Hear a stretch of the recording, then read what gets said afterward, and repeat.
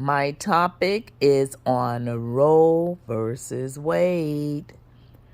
What I think about the ruling, what I think about the mothers, what I think about the fathers, what I think about the sisters and brothers of the mother who would be carrying the baby. Okay, first of all, I myself had a miscarriage and it was very, very hard on me.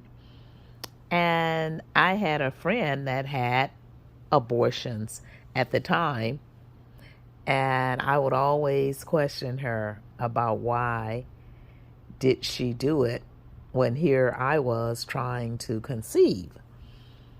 And her answer was that she wasn't ready to have any kids.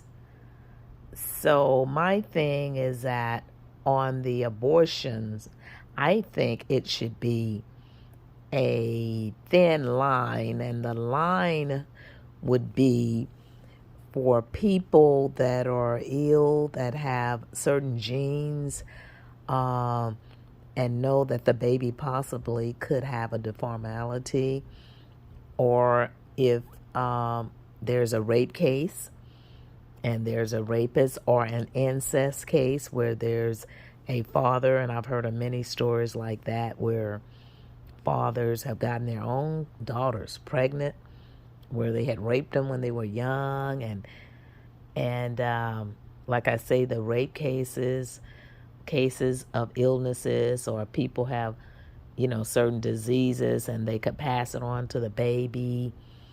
Then I think that should be I think that they should be allowed to have abortions.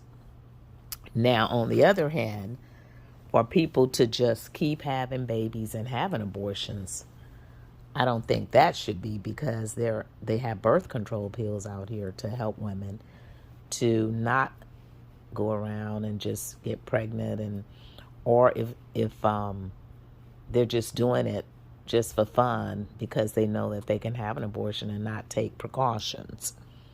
So that's why I say there's a thin line here. And then the fathers come into play. When I say the fathers come into play, I feel that if a woman gets pregnant, she's discussed it with the father, whether they're going to be together or not together. They've discussed the baby. One of the other parties may not want the baby. Say, for instance, the mother wants to have an abortion. Then she talks with the father, and he tells the mother, well, you can just sign the baby over to me because I want my child. I think it should be a whole lot of different stipulations and laws, opposed to just being one law, no abortions. I think it should be where no abortions for people that's abusing it, and people having more than maybe two abortions, or maybe three, because they know that they should take precautions to not conceive and to not keep making that happen where they have to go and send their bodies even through abortions. But on those other cases, rape cases, child molesting cases, cases of deformality, cases that they have bad genes, cases of AIDS, the child could possibly have AIDS. I think that they should be entitled to make their own decisions with their own body. I think any woman should be able to. However, if that person is married or have a relationship with a guy and they both conceive that baby, I think he should have some say so. Because I have a friend that really wanted his baby, and one day he came home from work and the mother says, guess what? I had an abortion today. Now, they've already discussed about the baby. He was so excited. She's about 2 months pregnant, going into the third month. And he was all excited about his baby. And the lady already had 2 kids. So he was nice enough to accept a woman with 2 kids. And finally, he was going to have 1 kid with her. And she killed it. Now, that really sucked.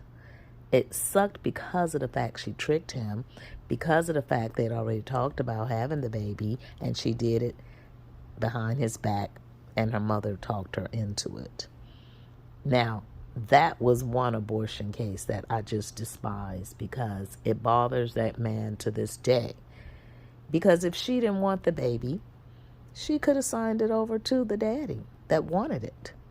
Somebody wanted it, especially if the baby was already, conceived, and when it gets to the 3rd month, it's pretty much just growing. So I think there are a lot of twists and turns with this abortion thing. And I think, like I said, it's a fine line. But on cases that need be, yes. Cases of abuse where people are just having 5, 6, 7, 8, 9, 10 abortions, no. Because of the fact they know better.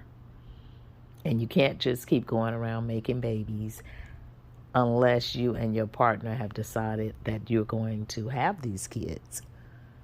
Because it's really wear and tear on the body. Another reason why I say it still should be that woman's decision, even though I've given you all of how I felt about certain situations. Because if they don't do it, these women that get pregnant often, they're going to do it themselves. Then we're going to be losing lives. Not only is it going to be an abortion, but it's going to be the life of the mother that's trying to do the abortion at home.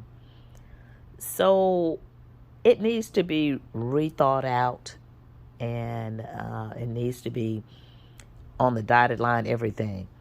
Like you can have it if this happened, you can have it if that happened, you can have it if this happened, you can have it if that happened.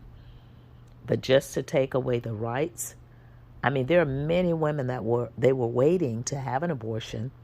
I was reading it online somewhere, and it was about 20 women had made an appointment, and they were watching their clock and watching the news to see what the outcome was going to be with the Roe versus Wade.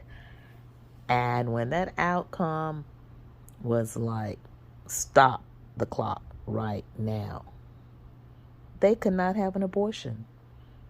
I mean, you don't know if some of these women have been raped. Some of these women have been molested. They're kids. Say, for instance, a child, 9 or 10, gets pregnant by a rapist or a father, a brother, a cousin, an incest situation. Then I feel that they should have an abortion.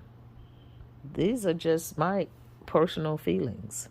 And I love kids. Like I said, I had a friend and I was wondering, why would you get an abortion? Here I am trying to have a baby. I love kids. And I love to see them grow up and be happy. But to bring a child into the world that it may be an incest situation, and then that child is going to go through horrible stories that someone down the line is going to tell them this happened, that happened, this happened. Or even if a child come out deformed because of the same blood, then people are going to laugh at the child, make fun of the child, and the child, oftentimes, a lot of people just can't take it. Then that goes into getting help, psychological help, to help people deal with this stuff. Just like the man that the lady killed his baby after they had discussed having a child. That put a lot of psychological effects on that man to this day. He just can't get over it that a woman that he was actually with went behind his back and killed his baby. And he wanted the baby. They talked about it, being a couple. It's not like they were broken up or married and getting a divorce. This was a couple that was starting their life together. So you have some people that just don't care about life itself, or don't care about how they hurt other people as well. So this abortion ruling, it can make people or it can break people.